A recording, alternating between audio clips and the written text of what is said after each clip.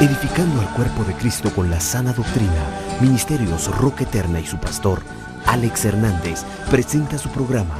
Es Jesús, el pan de vida. No solo de pan vivirá el hombre. Sabemos que Dios hablará tu vida. Quédate con nosotros.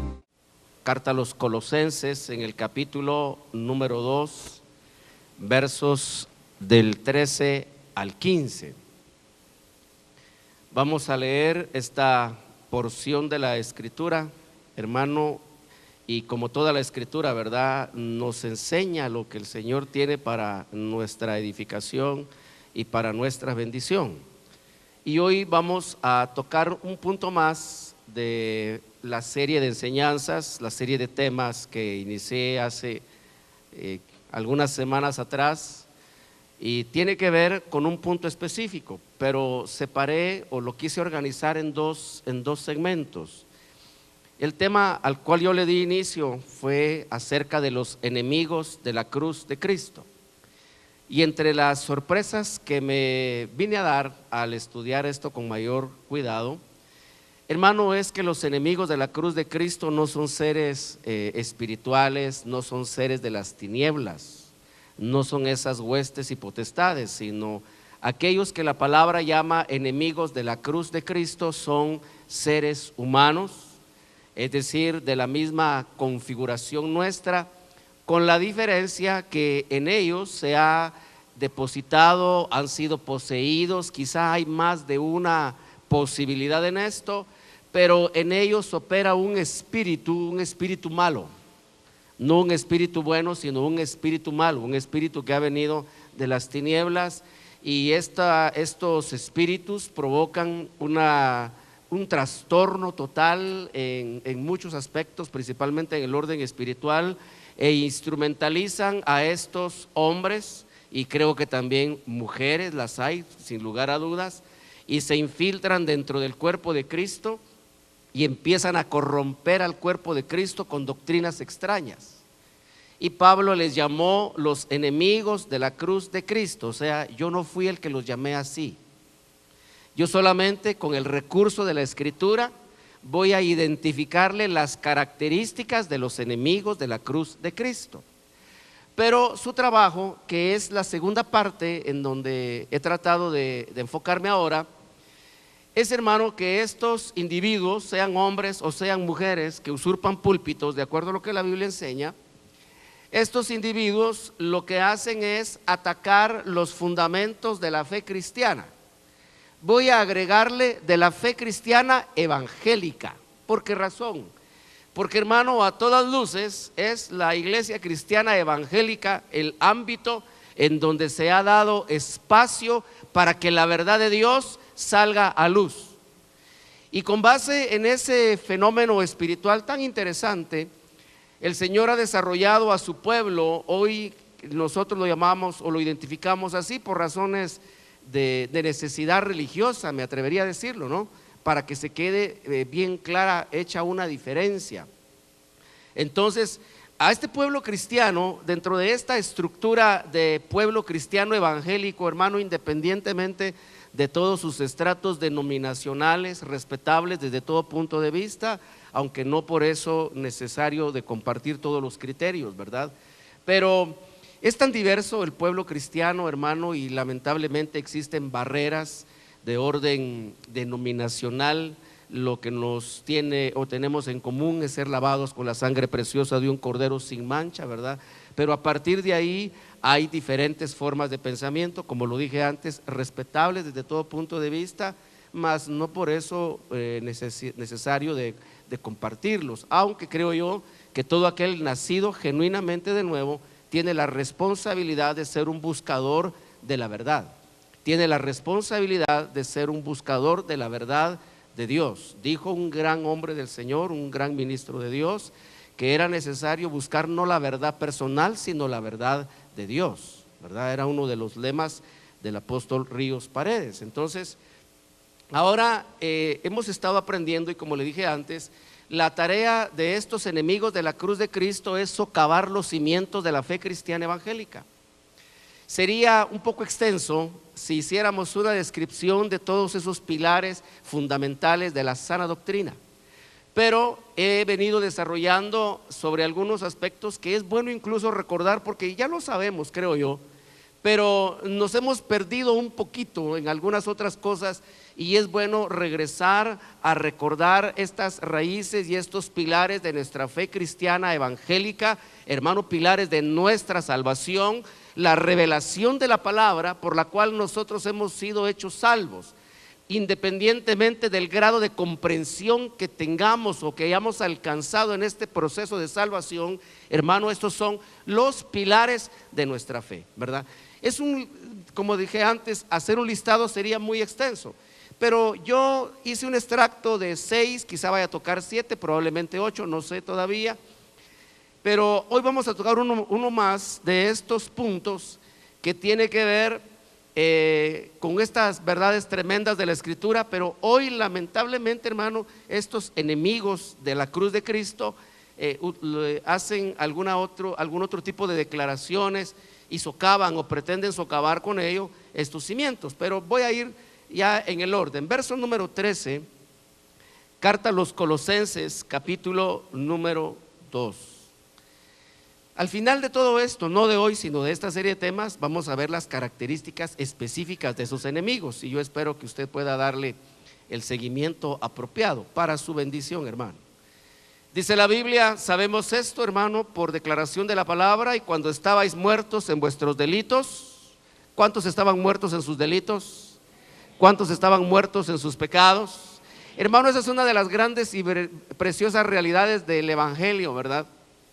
Porque, hermano, mire, en el Evangelio hay cosas de las que uno está consciente y cosas de las que uno no está consciente. Pero si algo es una realidad más allá de nuestras luchas, nuestras vicisitudes, nuestros problemas, todo aquello que está alrededor de nuestra vida, hermano, más allá de eso, aquel que genuinamente se ha convertido a Cristo sabe que hay una vida diferente adentro de él. Amén. Hermano, y uno enfrenta problemas y dificultades, pero tienes esperanza y tiene esa vida y tiene ese sentir de Dios que en la vida religiosa no se conoce eso. Sabe que el religioso intenta cantar a Dios, hermano, intenta alabar a Dios, y sus alabanzas, sus cantos son tan secos, hermano, tan faltos de vida, pero carentes de vida. Yo he visto, no lo digo como una crítica, sino como un comentario, pero, hermano, pequeños o grupos dentro de la organización religiosa tradicional tratan de tomar los cantos de la iglesia cristiana evangélica y tratan de ministrarlos y de cantarlos, pero, hermano, ahí es donde uno nota la diferencia entre vida y muerte, porque como los están cantando muertos, los cantos no tienen vida. Y es que la vida no es el canto, la vida es el que canta el canto. ¿Y quién canta el canto? Dice la Escritura: porque ahora hemos recibido el Espíritu de Cristo, que dentro de nosotros puede clamar: Abba, Padre. El Espíritu de vida en Cristo que está en nosotros hace la diferencia. De tal manera, hermano, que hoy, gracias, creo yo, al Señor, porque lo considero parte de ese proceso de restauración. Hoy en día, hermano, la iglesia cristiana se ha tecnificado mucho en aspectos de alabanza, de instrumentalización, y pienso que en ciertos casos también por el abuso de la técnica hemos perdido la parte de la pureza, de la sencillez de la devoción a Cristo. Creo que uno debe caminar en un equilibrio, hermano. Ese es mi punto de vista como pastor. Entonces dice: estabas muerto en tus delitos, en la incircuncisión de tu carne, y Él os dio vida juntamente con Él, habiéndoos perdonado todos los delitos. ¿Cuántos han sido perdonados de todos sus delitos? ¿Cuántos han sido perdonados de todas sus transgresiones? ¿Cuántos han sido perdonados de todos sus pecados? Que pueden dar una ofrenda de palmas al nombre maravilloso y poderoso de aquel que con su gracia nos ha limpiado. Bendito el nombre santo de Jesucristo, nuestro Señor y Salvador. Pero en el verso número 14, mire lo que dice la Escritura: habiendo cancelado el documento de deuda. Quiero marcar una separación quiero ver si acá en la proyección es posible hacerlo. Dice la palabra del Señor que estábamos muertos en delitos y que Él nos perdonó todos los delitos. Quiero resaltar eso, fíjese, fueron perdonados los delitos y al perdonarlos cobramos vida. Pero luego dice la Escritura que también había un documento de deuda. ¿Me explico? Acá, hermano, hay una diferencia, aunque por supuesto esta es una misma estructura en cuanto a la iniquidad, a la transgresión y al pecado. Pero dice, te fueron perdonados tus delitos, pero había también un documento que eran decretos en contra tuya que te era adverso. En otras palabras, yo le he explicado, hermano, en algunas otras oportunidades, que en la palabra del Señor nosotros encontramos dos grupos de pecados: los pecados de muerte y los pecados que no son de muerte. ¿Me explico? Usted y yo nos damos la grande con los pecados que no son de muerte. Nos servimos a granel de ello, por nuestras imprudencias, por nuestras malas actitudes, nuestras malas intenciones, nuestros malos pensamientos. Hermano, ¿cuántos todavía tienen malos pensamientos? El que no levanta la mano ya pecó. ¿Cuántos tienen malas intenciones? Gloria a Dios, hermano. Somos de la misma clase, ¿verdad? Dice la Escritura que Él perdonó todos los delitos, pero, hermano, de aquellos delitos que nosotros no estábamos conscientes. Porque resulta que la conciencia de pecado se hace evidente en el momento de convertirnos a Cristo. Si usted le pregunta a un pecador, voy a poner lo clásico, lo tradicional, lo convencional, el parrandero, así como alguna vez fuimos, todos nosotros, ¿verdad? Allá en la vieja Habana. Hermano, usted le pregunta a un parrandero si él está pecando y él le va a decir que no, que él está disfrutando la vida. Porque solo hay una vida y hay que disfrutarla.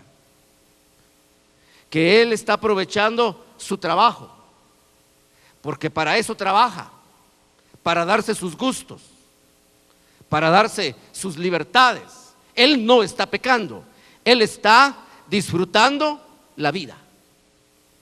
Pero resulta que este parrandero, borracho y jugador, o sea, Juan el Charrasqueado, un día oye la predicación de la palabra de Dios y no puede explicarse cómo y no sabe de qué manera, pero esa palabra penetra por sus oídos y empieza a producir allá adentro un efecto que es despertar la conciencia de pecado.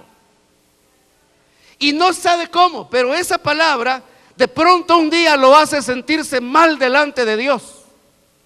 Y entonces reconoce que es un pecador. No era alguien que estaba aprovechando su vida, era alguien que estaba pecando ante los ojos de Dios. Pero en esta etapa hizo y cometió una enorme cantidad de barbaridades. ¿Me explico? Hizo atrocidades. Voy a exagerar, no voy a exagerar, voy a poner un ejemplo como ejemplo, sin mucho detalle. Hermano, hay personas, o habemos, no sé, que en sus excesos de esa vida licenciosa han cometido cosas bien graves. Han hecho, hermano, me da un poco de pena citar ciertos detalles, fíjese, pero cosas graves, barbaridades, hermano. Incluso en esas vidas desordenadas han traído hijos al mundo, o han faltado al respeto a sus padres, han golpeado quizá a su papá, han golpeado a su mamá, quizá por ir en estado de embriaguez han atropellado a una persona, le han provocado la muerte, hermano, toda esa serie de situaciones tan desastrosas, ¿verdad? Ahora dice la Biblia cuando Cristo te alcanza, hermano, traemos en nuestras espaldas todos esos delitos y decimos: Señor, ahora estoy consciente que todo esto es malo, ahora estoy consciente que todo esto es pecado. ¿Y qué hago? Se está convirtiendo a Cristo, y entonces dice el Señor: no hay problema, yo te lo perdono todo. Hermano, todo queda perdonado el día que entregamos nuestra vida a Cristo como nuestro Señor y Salvador. ¿Me doy a entender, hermano? Y entonces, cuando quedó pagado todo, cuánta barbaridad, hermano, uno hace. Mire, hablamos de cosas quizá, es que me da un poco de pena esto, fíjese, no sé por qué estoy penoso hoy. ¿Sabe qué es lo que pasa? Que como pastor oigo de las almas cosas que nadie más sabe. ¿Me explico? Y hermano, uno ve las almas que están siendo restauradas, pero los trasfondos que hay detrás de todo eso, hermano, cosas horribles. Y yo sé que usted sabe que en su vida antes de Cristo hubo cosas horribles, hermano, espantosas, cosas de las que uno no quisiera que nadie se enterara jamás. Y déjeme darle una buena noticia: nadie se va a enterar jamás, porque todas esas cosas el Señor las enterró en el fondo del mar, para que no haya memoria de todas ellas, para que no haya memoria. Y hermano, ahí está pensando todas esas atrocidades, todas esas barbaridades. Es que le digo, hermano, me da pena citar cosas tan puntuales, fíjese, pero usted sabe lo que el Señor le perdonó. Dejémoslo allí. Usted sabe lo que el Señor le perdonó. ¿Cuántos bendicen a Dios por todo lo que le perdonó? ¿Cuántos bendicen al Señor porque pasó por alto todo lo vergonzoso de nuestra vida? Hermano, ¿cómo nos sentiríamos? Me voy a usar como ejemplo, o me voy a poner de ejemplo, no a usar como ejemplo, sino a poner de ejemplo. Usted ve al hermano pastor acá con su tacuchito, su corbatita, ¿verdad? Y dice: ah, qué elegante se ve el hermano. Si es que piensa eso, pues. Pero hermano, imagínese que de pronto el Señor pusiera acá a la par mía toda la vergüenza de mis atrocidades antes de conocer a Cristo. ¿Cómo se sentiría usted, hermano? Que entra bien peinado, bien emperifollado a la iglesia y aquí a la par viene una fotocopia de todas sus atrocidades. ¿Qué pensarían los hermanos? ¿Qué pensarían los hermanitos de nosotros? ¡Uy, qué horrible! ¡Qué espantoso! Lo que era y lo que hizo. Todo eso ya fue perdonado. Eso es lo que hace la conversión. Dice la Escritura: todos tus delitos te fueron perdonados. Ah, pero apareció el diablo y dijo: pero yo tengo aquí unas facturas pendientes. Hermano, en ese documento de deuda estaban todos los argumentos con los cuales el diablo nos podía acusar. Voy a tratar de explicar esto.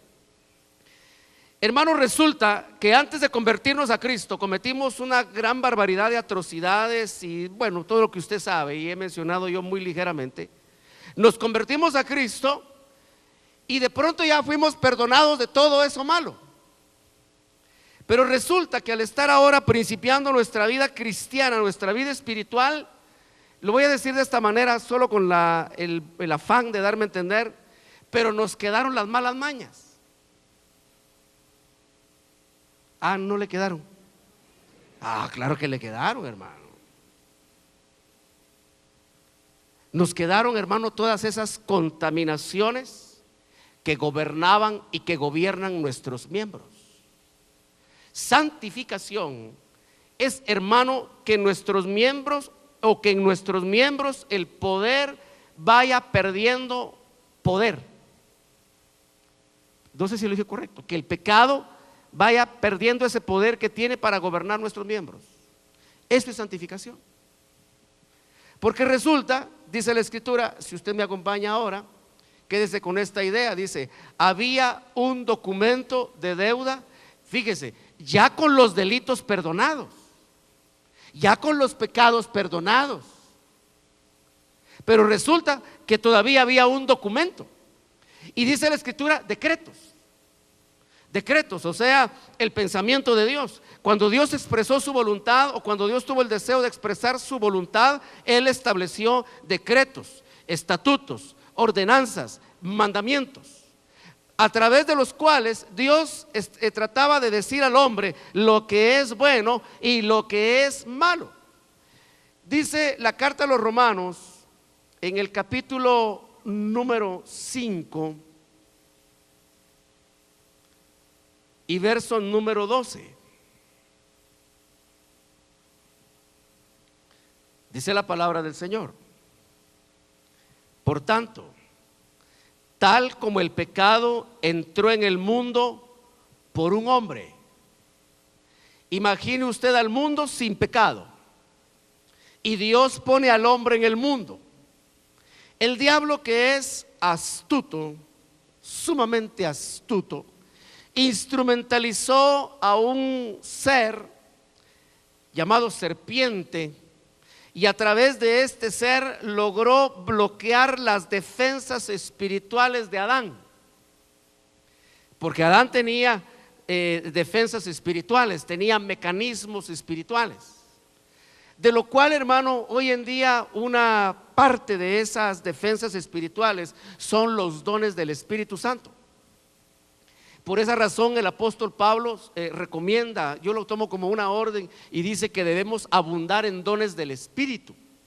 Porque, hermano, los dones espirituales, por eso se llaman así, dones espirituales, porque tienen que ver con el ámbito espiritual: palabra de ciencia, palabra de sabiduría, género de lenguas, interpretación de lenguas, discernimiento de espíritus. Hermano, es ahora el cuerpo de Cristo equipado con sensores espirituales para protegerlo de las incursiones de espíritus que vienen del reino de las tinieblas. Ahora, Adán tenía esa vestidura. Cuando usted va a la Biblia y dice él, o dice la Escritura que él se vio desnudo después de haber pecado, hermano, no es que se le cayó el tacuche, no, sino esa cobertura espiritual, ese equipamiento espiritual que le permitía mantenerse intacto. Hermano, el diablo lo logró vulnerar. ¿Y cómo lo vulneró? El diablo es tremendo. Primero, hermano, logró vulnerar las defensas espirituales de Eva. Por eso es que la mujer fue dejada bajo sujeción, no para señorear sobre ella, no porque es de segunda calidad, no porque es inferior, no, es por seguridad espiritual. Pensé que las hermanas iban a decir gloria a Dios. Claro, el problema es que las hermanas piensan en sujeción, ven a la derecha o ven a la izquierda y dicen, no le despierta el sabor. Y tienen razón, hermano, déjenme decirle que tienen razón. Porque resulta que tiene que ver acá al lado de ella a alguien equipado con todos esos dones espirituales. Y resulta que cuando lo mira ya está dormido en el culto. Y ese es el que tiene que estar despierto espiritualmente, hermano. No, ¿verdad? ¿Están despiertos los hermanos? Dicen gloria a Dios los varones. Gloria a Dios, están despiertos. ¿Cómo el diablo logró vulnerar las defensas espirituales de Adán? Es una estrategia que el diablo hasta el día de hoy sigue usando, hermano. Primero vulneró las defensas de Eva, luego la instrumentalizó, porque, hermano, Adán no hubiera hablado con la serpiente, porque ese hombre tenía discernimiento. Él no hubiera hablado con la serpiente. Pero cuando llegó la nena, la gorda, sonriente, él no puso las defensas, sino es, hermano, el efecto típico. Cómo las hermanas le bajan las defensas al hermano. Y primero le bajan las defensas para luego bajarle la billetera. Lo que no sabe es que él es bien agarrado y la billetera la guardó en otro lado, porque ya sabe. Pero, hermano, entra la serpiente, usa a la mujer y llega hacia el varón. Por eso Pablo le enseñó a Timoteo y le dijo, es que el hombre no fue engañado, la mujer fue engañada, el hombre no, porque él, hermano, sus defensas le funcionaban. Y entonces cuando la mujer logra entrar hacia él, fíjese qué tremendo. ¿Qué le estoy describiendo? El momento cuando entra el pecado, porque es lo que le da sentido o lo que aprendemos nosotros acerca de ese documento de deuda. Entonces cuando el hombre le son vulneradas sus defensas espirituales, obviamente les mantenía, haga usted de caso, como maximizada esa potencia, ¿no? Y de pronto cuando se acerca a Eva, ay, él se derrite. Mire, hermano, lo clásico. ¿Sabe que la mujer tiene dos poderes? Terribles, hermano, pero terribles. La mujer tiene el poder de edificar, y cuando edifica es tremenda para edificar, pero también tiene el poder de destruir, y cuando destruye es terrible para destruir. Una mujer tiene el potencial para edificar y tiene el potencial para destruir. Hoy estoy más solo que otras veces. Por eso necesita moderación, por eso fue dejada bajo sujeción. Pero hermano, y usted lo sabe, principalmente los que son casados lo saben, hasta dónde una mujer puede llegar a destruir a un hombre. Y eso es lo que pone a las suegras nerviosas. Ahí están las suegras, y dice, es que, ¿cómo le va a ir a mi muchachito? ¿Será que aparecerá una tigra que lo va a hacer pedazo? Y aparece como gatita, ¿verdad? Miau, ya, hermano.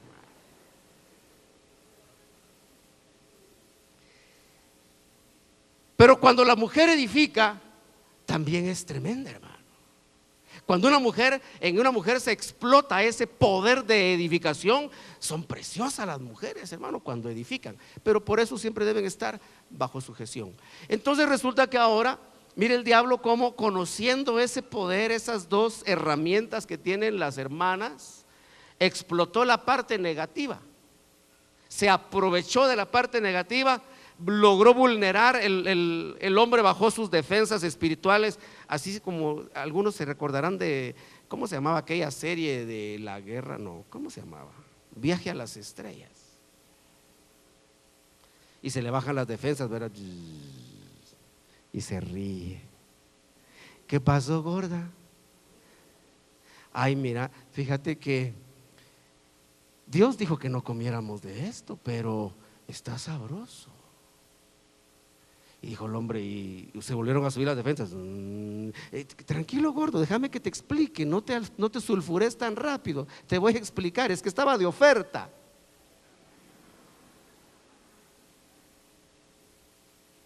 Y luego, le corto la historia, el hombre comió.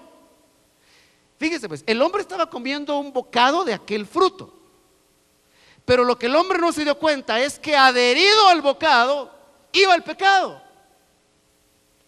Y cuando el pecado entró en su ser, el pecado ya iba adherido al fruto, al bocado. Entonces, hermano, ¿por dónde entró el pecado en el hombre? Por la boca. Por eso, hermano, el pecado solo puede salir por la misma ruta donde entró, por la boca. Por eso la Biblia dice, Romanos 10:9, si confiesas con tu boca que Jesús es el Señor y crees en tu corazón que Dios le levantó de los muertos, entonces serás salvo, porque por donde entró el pecado, por ahí sale. Amén. De tal manera, hermano, que no importa cuántos años uno pertenezca a una organización religiosa, no importa cuánto uno practique alguna religión, qué tan consecuente sea con una estructura eclesial, si no ha confesado a Jesús como Señor, el pecado lo sigue teniendo adentro y sigue estando muerto en delitos y pecados. Aunque esté oyendo y aunque sepa, porque hermano, hay personas tremendas para memorizar la escritura, hasta envidia me dan, hermano. Ya quisiera yo tener esa capacidad de retentiva de los textos bíblicos, pero eso a nadie hace salvo si el pecado no sale. Ahora, dice la Escritura, fíjese pues, entró el pecado en el mundo utilizando a un hombre. El pecado entra por la boca del hombre. ¿Y quién venía atrás del pecado? Dice el verso número 12. ¿Quién venía pegadito ahí al pecado? Es que el hombre se tragó tres cosas, hermano. Se tragó el bocado de fruto. No voy a decir manzana, hay una idea clásica de la manzana, pero yo voy a decir fruto. Se tragó el trozo de fruto, se tragó el pecado y se tragó la muerte. Por eso, hermano, es que inmediatamente él sintió la reacción de aquel efecto y los ojos le cambiaron, la mirada le cambió y ya no era la misma persona, porque ahora dentro de él estaba el pecado y dentro de él estaba la muerte. Quizá, hermano, esto no aplicaba, pero uno podría decir, hermano, ¿y por qué no lo purgaron?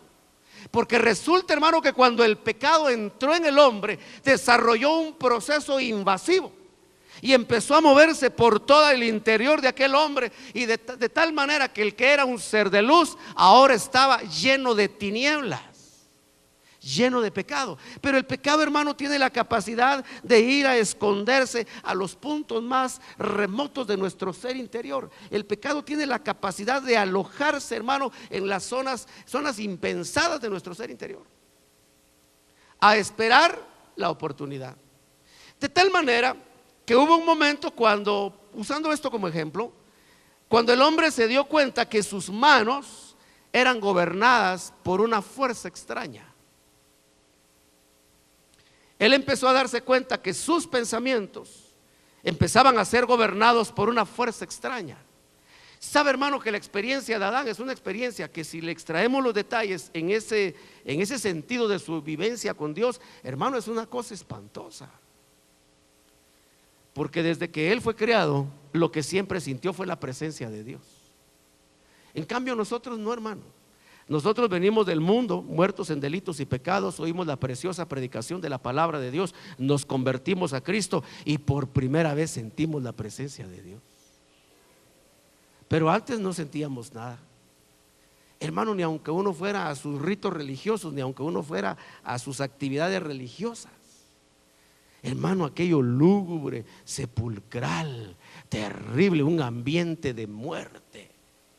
Hermano, es tan seco y tan vacío que yo no sé si usted se recordará. Voy a hablar de lo que yo hacía, hermano, mi actividad, porque eso fui, no lo voy a negar.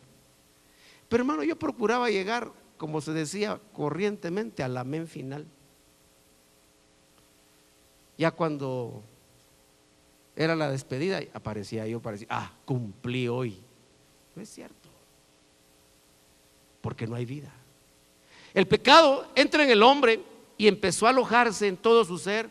Y ahora el hombre, que sentía la experiencia de Dios, que sentía la presencia de Dios, se da cuenta que hay un poder, se da cuenta que hay una fuerza que gobierna sus pensamientos, una fuerza que gobierna las intenciones de su corazón, una fuerza que gobierna el accionar de sus manos, una fuerza que gobierna el mover de sus pies, una fuerza que gobierna todos sus miembros.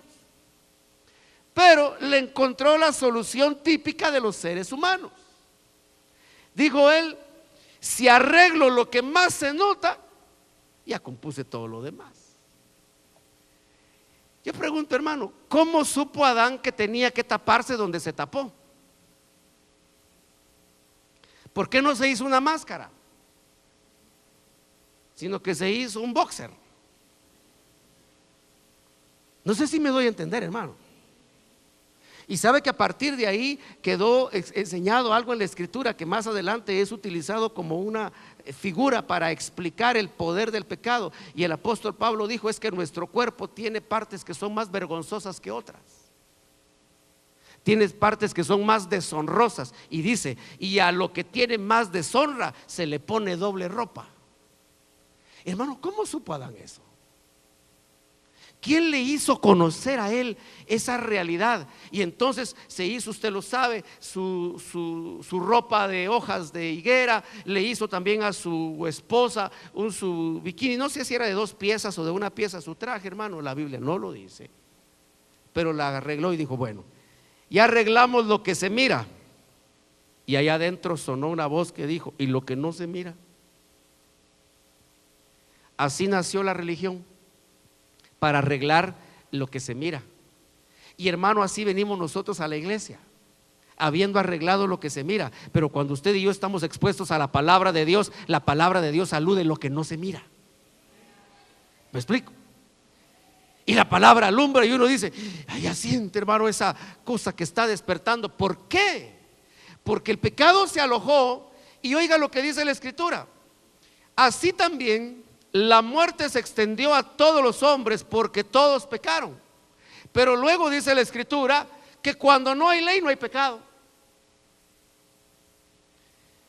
Hermano, si alguien no conoce la ley, él no peca. Por ejemplo, si no fuera un delito, usando lo natural como ejemplo, si no fuera un delito robar, hermano, no habría problema en robar. Estaba viendo un documental, hermano, de una cultura. Le voy a contar detallitos así cortitos, una cultura. Fíjese que allí en ese, que es una tribu árabe, por cierto, ellos arreglan los matrimonios. A mí se me está ocurriendo adaptar esa modalidad. Dicen, no, fulanita se casa con menganito y ya está arreglado. Y la chica no tiene opción. Ella no tiene más remedio que decir, bueno, con él me toca y con él me toca. Y así los casan. Pero como tiene su corazoncito, después hay una oportunidad, fíjese que tiene la muchacha, si ve a un joven que a él le gusta, ella le puede guiñar el ojo. Y él se da cuenta que ella le guiñó el ojo y él también le puede guiñar el ojo a ella. Y entonces dicen, nos gustamos. Mire, igualito aquí con los muchachos. Nos gustamos, dice, nos caemos bien. Pero resulta que ella está casada, pero fue un matrimonio arreglado. Pero entonces ellos tienen una ley, fíjese. Y lo que dice esta ley es que si a este muchacho le gusta esta muchacha y ella también, o sea, si se agradan, él se la puede robar, siempre y cuando el marido no se dé cuenta. Sí, si el marido se da cuenta, lo puede matar a él. Entonces él hace todo un plan y se cubre bajo el manto de la noche en la oscuridad para que sea más romántico. Y va a traer a la muchacha, verifica que no esté el esposo y todo ya está arreglado con ojos nada más, hermano. Y entonces llegó la hora y se la lleva, hermano. Como aquella experiencia antigua aquí en nuestro medio, ¿se recuerda usted? Ay, se robaron a la fulana, dice, con todo y la maleta, hermano, se robaban. Me imagino que alguna hermana de acá se las han de haber robado. Pienso yo que algunas se las robaron o no se las robaron. ¿Cuántas robadas hay acá? Se la robaron, decían los padres de familia, con todo y la maleta, hasta el shampoo se llevaba la patoja, hermano. Pero estaba robado. Bueno, allí no es un delito, fíjese, que este hombre le robe la mujer a aquel otro. ¿Por qué no es un delito? Porque la ley no dice que sea un delito. Lo mismo dice la Biblia, si no hay ley, no hay pecado. Ahora usted lo nota conmigo, verso 14. Sin embargo, verso 13 dice, pues antes de la ley, antes que hubieran preceptos, antes que hubiera un documento que dijera que habían pecados, antes que existiera ese documento escrito a mano, dice una versión, antes que existiera, dice la Biblia, ya había pecado en el mundo. El punto es que como no había mandamiento que dijera que eso era pecado, entonces nadie se podía considerar pecador, porque no sabía. Hermano, eso es parte de lo esencial de instruir a los jóvenes, a nuestros hijos, nuestros niños. A ellos hay que instruirles acerca de lo bueno y lo malo, porque hermanos, son tan tremendos a veces los muchachos. Uno les pregunta, mira, ¿y por qué hiciste tal cosa? Pero si nunca me dijeron que no lo hiciera. Y en cierta forma tienen razón, pero esas ya son sus salidas que ellos usan, hermano. como decía el doctor Ríos, salidas de cerco viejo. Ya son la manera como ellos buscan escabullirse. Ahora dice la Biblia, ya había pecado en el mundo, pero cuando no hay ley, a nadie se puede señalar de pecador. Entonces fíjese, hermano, que es una cosa bien tremenda, y voy a ver si me doy a entender. Usted más que pecador era muerto.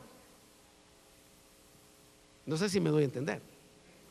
Más que pecador, su mayor mal, por decirlo así, no era que fuera pecador, sino que estaba muerto. Eso era lo peor que tenía. Un muerto que pecaba, pero sus pecados no pesaban tanto porque era un muerto. Ahora resulta que cuando el Espíritu de vida en Cristo entra en nosotros, hermano, uno tiene ese respiro de vida de Dios y la conciencia de pecado inmediatamente se manifiesta. Y uno dice, pero yo hice esto, hice aquello, hice lo otro, hice por aquí, hice por allá. Y entonces ya oye uno la palabra del ministro, del predicador, del pastor, y dice, sí, pero ya Cristo te perdonó todo eso. Ya me lo perdonaron, ya te lo perdonaron. Pero ¿qué era lo peor? ¿Ser pecador o estar muerto? Estar muerto. Por eso lo primero que nos dan, primero nos dan vida, después nos perdonan los pecados. ¿Me explico? Bueno, ahora fíjese pues. Ahora ya tenemos vida, ya nos perdonaron los pecados, pero nuestros miembros siguen siendo esclavos. ¿Me explico? Es lo que antes le traté de ejemplificar cuando le dije, nos quedan las mañas. Resulta que el poder del pecado permanece en la mente, permanece en las intenciones, permanece en las manos, permanece en los pies, permanece principalmente en nuestra boca. Entonces es necesario empezar a quitarle ese poder que el pecado tiene sobre nuestros miembros. Usted lo lee conmigo, dice: sin embargo, la muerte reinó desde Adán hasta Moisés, aún sobre los que no habían pecado con una transgresión semejante a la de Adán. Déjenme ver ahora, dice, ay Dios mío, en el 5:13, donde habla de los miembros. Bueno, creo que es el 6. Aquí está, en el verso 12. Por tanto, dice, no reine el pecado en vuestro cuerpo mortal. Este ya es al salvo. Este ya es al cristiano. Le dice ahora la palabra, ya eres salvo, ya te fueron perdonados todos tus pecados pasados, pero ahora tienes que procurar que el pecado no vuelva a reinar en tu cuerpo mortal. Dice, ni presentes los miembros de tu cuerpo al pecado como instrumentos de iniquidad. Entonces dice allá en Colosenses, dejen marcada esta cita y vamos a ir a Colosenses, capítulo número 2. Dice, porque había un documento que era un documento de deuda. Hermano, esa deuda en cierta forma es ese poder que tienen el pecado todavía sobre los miembros de nuestro cuerpo. Quiero dejar bien claro esto. No tiene que ver con ser salvo o no ser salvo. No, a todos los que somos salvos, todavía el pecado tiene poder sobre los miembros de nuestro cuerpo. Insisto, principalmente sobre nuestra boca, muy específicamente sobre nuestra lengua. El pecado todavía tiene poder. ¿Y cuál es ese poder? Porque resulta, hermano, que ese documento dice son decretos. Y un decreto de esos dice, por ejemplo, no murmurarás. Y entonces cuando en el decreto dice no murmurarás, en nuestra lengua encontramos que todavía el pecado tiene poder y nos hace murmurar. Entonces todavía hay una deuda que está pendiente. Ahora dice Colosenses, y cuando estabas muerto te perdonaron los delitos. Verso 14, habiendo cancelado el documento de deuda que consistía en decretos. Ese cancelar significa, hermano, borrar. Haga usted de caso como un pizarrón de estos que yo uso uno acá, de su fórmica blanca, y yo escribo allí en el pizarrón, pero luego tengo una almohadilla, un paño, y con ese paño yo puedo borrar lo que ahí está escrito. Sabe, hermano, que la segunda gran experiencia de nuestra vida espiritual, la primera es que nos perdonen los pecados. Y pregunto, ¿cuántos han sido perdonados de sus pecados? La segunda es que los pecados sean borrados. Dice la Escritura en el Evangelio de Juan, capítulo número 2 o 1. Llego al texto y le digo si es 1 o es 2.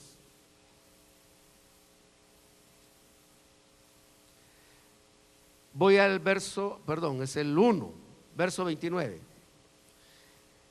Está Juan el Bautista ministrando a orillas del río Jordán, bautizando. Dice el verso 29, al día siguiente, o sea, al día siguiente de su bautismo, Juan vio a Jesús que venía hacia él y dijo: he ahí el Cordero de Dios que quita el pecado del mundo.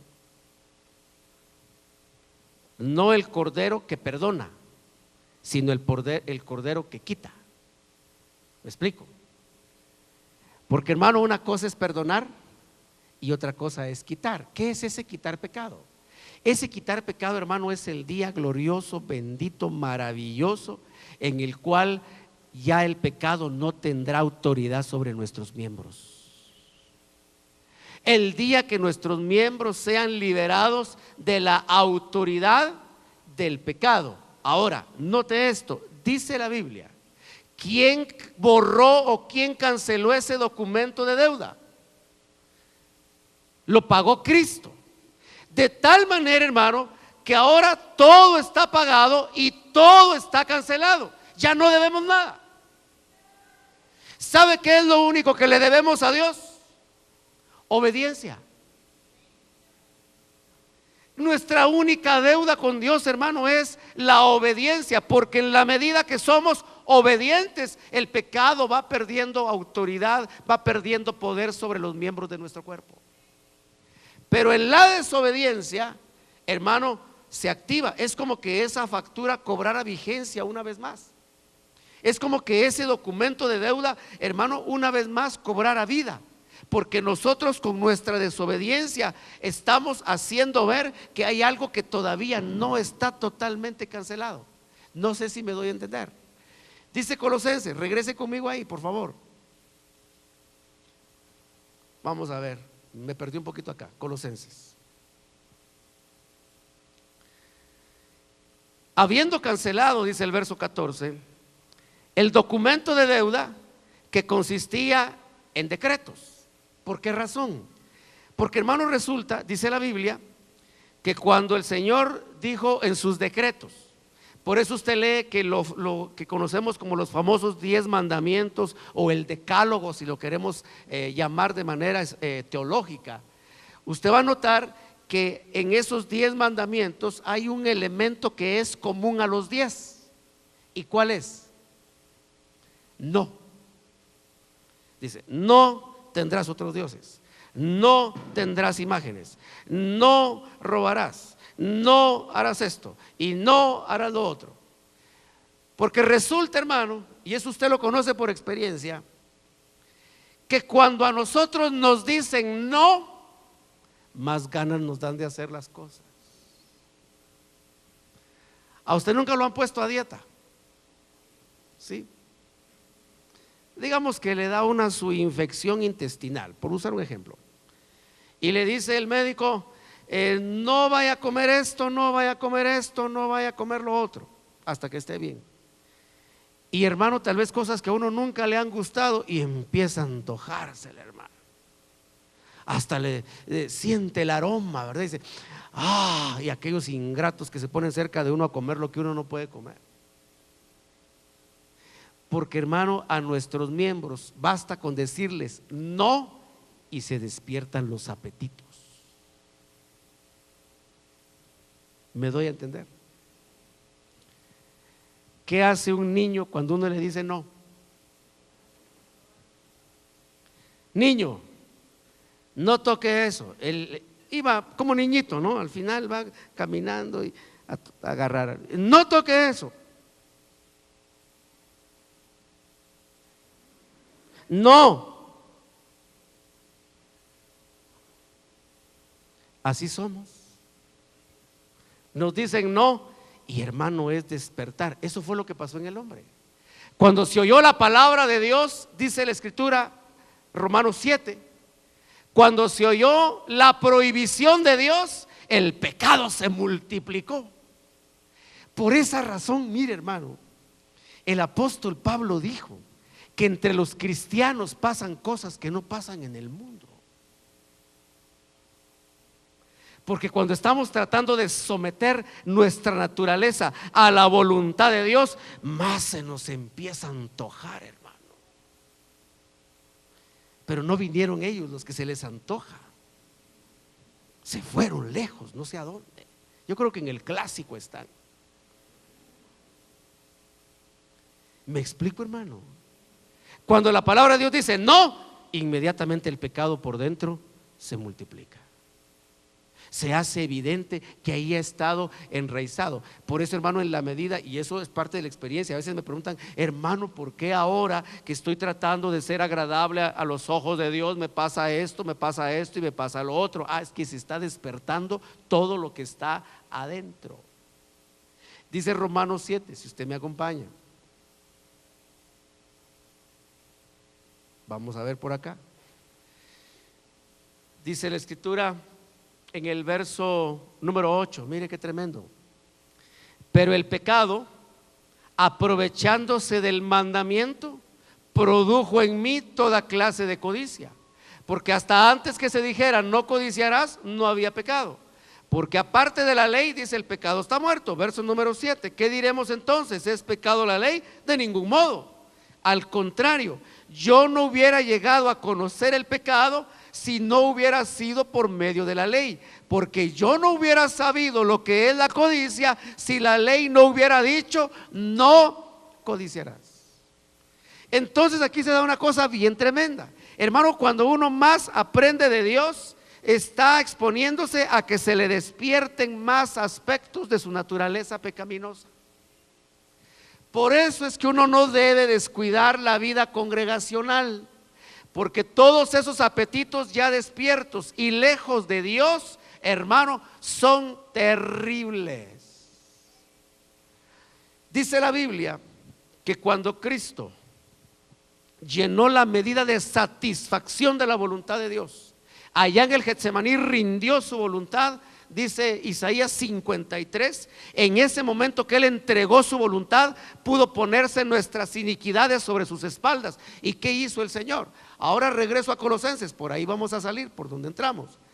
Hermano, ahora Él lleva todas nuestras iniquidades sobre sus espaldas. Y dice la Escritura, con todas esas iniquidades a cuestas, Él va a la cruz del Calvario.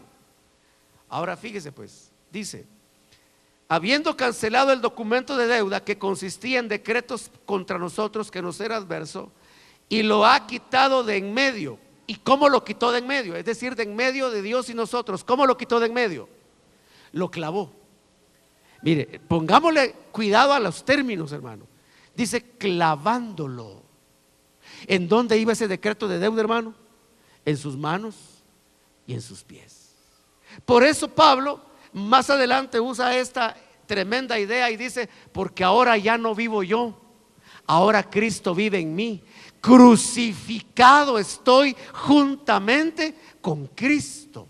Porque hermano, es la única forma como el documento de deuda queda cancelado, cuando nosotros nuestros miembros los clavamos en la cruz de Cristo. No sé si me explico, hermano. Es decir, esto no se trata y no es el hecho de que porque yo lo recito, porque yo lo digo es una realidad o porque yo lo creo. No, hermano. ¿Cuánto cristiano probablemente anda como cristiano, pero no en la cruz?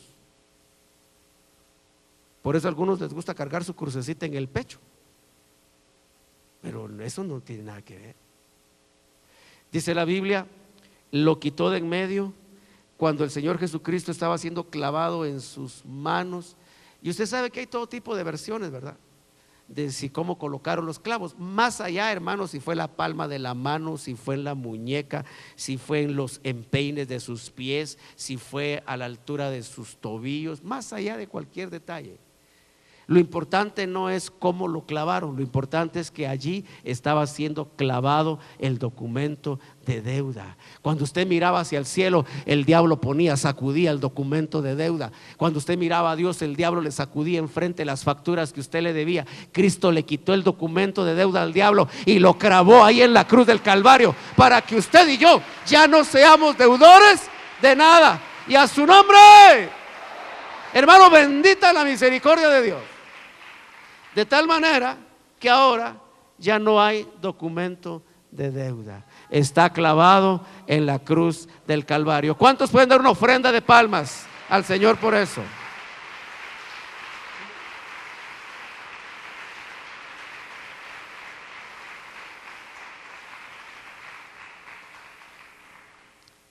Pero déjeme decirle algo. El documento se puede desclavar, porque solo está clavado. Y hay algunos hermanos que han llegado a la cruz y lo han desclavado y desclavan todos sus apetitos.